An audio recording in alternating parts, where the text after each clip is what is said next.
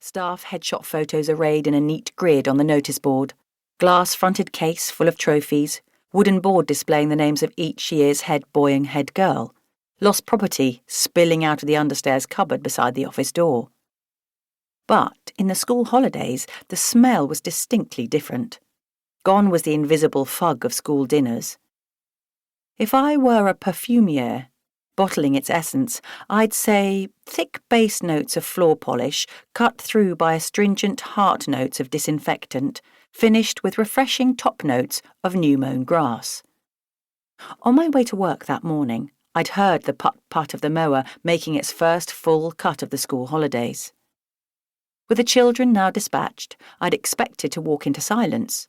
No strident voices of teachers in lessons, no cheery buzz of high-pitched chatter at playtime and lunch break.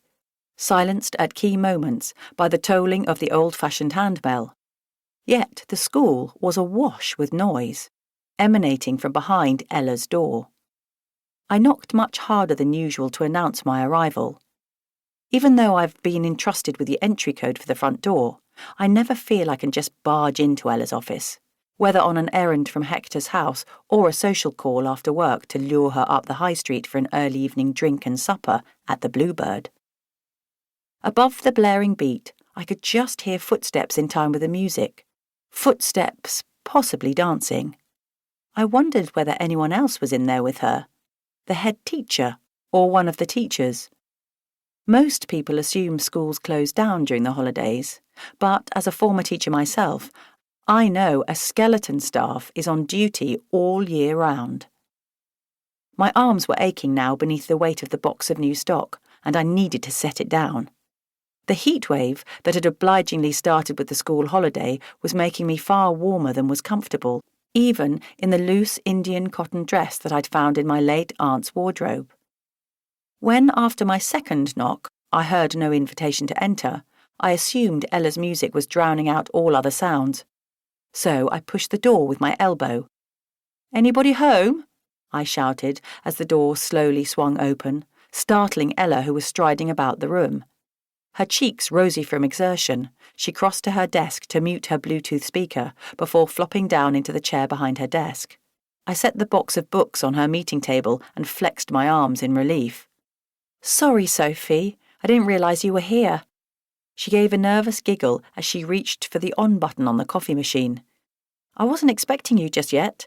I thought we said you'd sort out the library this afternoon." I settled back in her comfortable visitor's chair, glad she was going to make us coffee.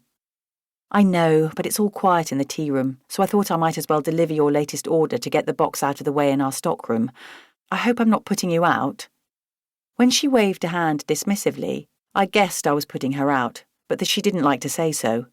She dropped a coffee pod into the top of the machine, filled a mug for me, then repeated the process for herself.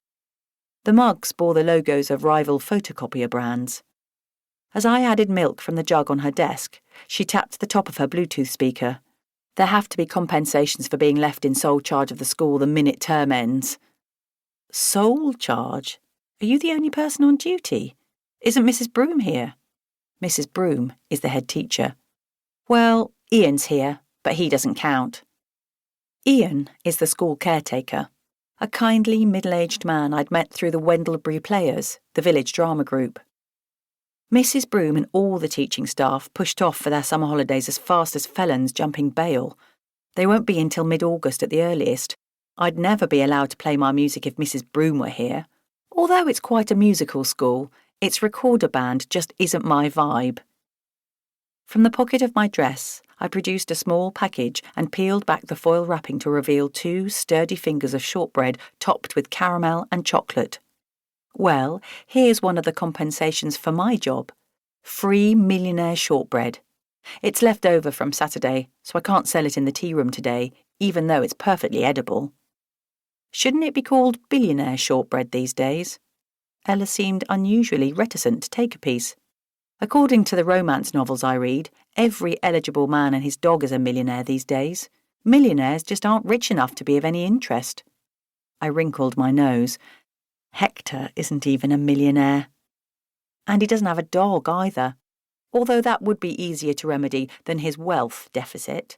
Still, if you will hook up